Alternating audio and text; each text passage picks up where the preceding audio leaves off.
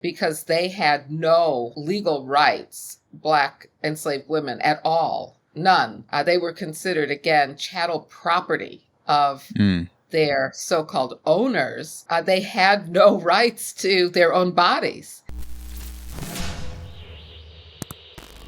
I wanted to start with your book, Killing the Black Body, it's a fascinating, dark, and beautiful story that's weaved together in these pages. And you talk about the way that Black women's bodies have been controlled and abused throughout history. So I wanted to ask you, what is the source of this abuse and where did it start?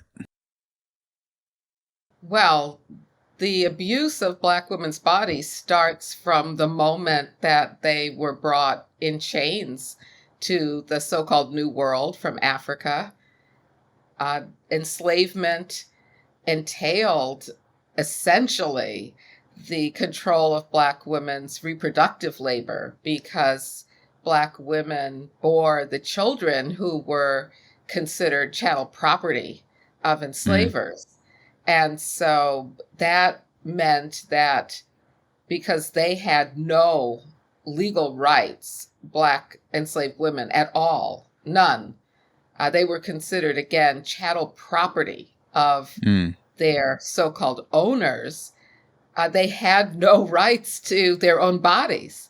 And that included their reproductive capacity, that included their children, that included their sexuality. They could be raped with impunity. There was no concept of the rape of an enslaved woman because she had no right to consent or not to consent. She had no right to decide to have children or not to have children. She had no rights to a relationship with her children.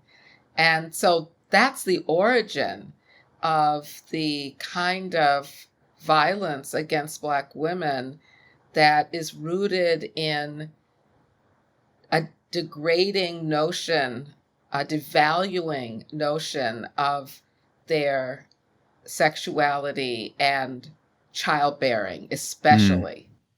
So all of that control of their bodies and the reproductive control can be traced somewhere along the line back to when slavery started. There may have been some control leading up to slavery, but it wasn't at that level until chattel slavery really started. I'm so sorry. No, that's okay.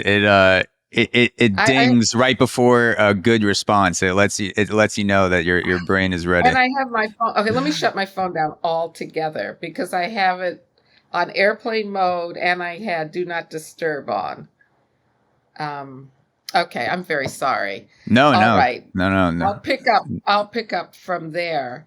Well, the relationship between white people and Black women is rooted in enslavement, because Europeans, shortly after they began to explore Africa, began to enslave African people. And so we could trace this earlier to the very beginning of the exploration of Europeans of other parts of the world. And that would be in the 1400s and the 1500s, 1600s. The settler colonialism and enslavement of Africans brought to the United States, of course, begins in the 1500s. I'm sorry. Settler colonialism in the United States and the enslavement of Africans begins in the 1600s. And African people were captured and brought to what is now the United States, the colonies, in the 1600s. And we see from the very beginning, the very first laws passed by the colonies in the United States had to do with the enslavement of Black people, and especially, and this is really critical, the control of Black women's reproduction.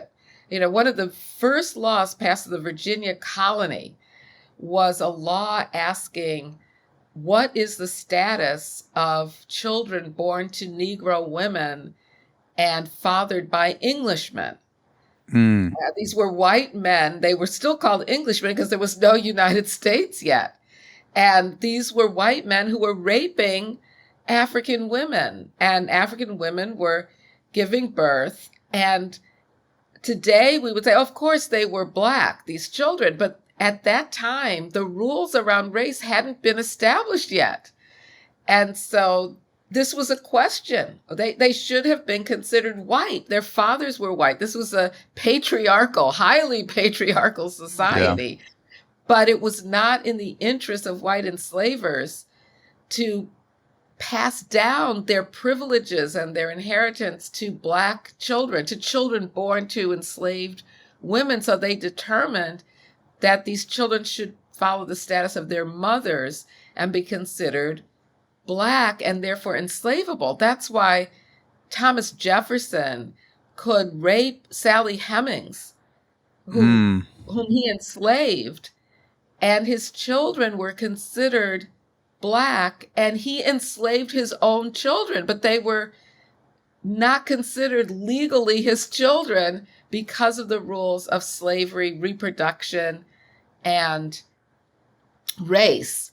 I think this is, for me, one of the most telling examples of how control of Black women's reproduction and race are so entangled in the very beginnings of what is now the United States, the 17th century colonies that became the United States.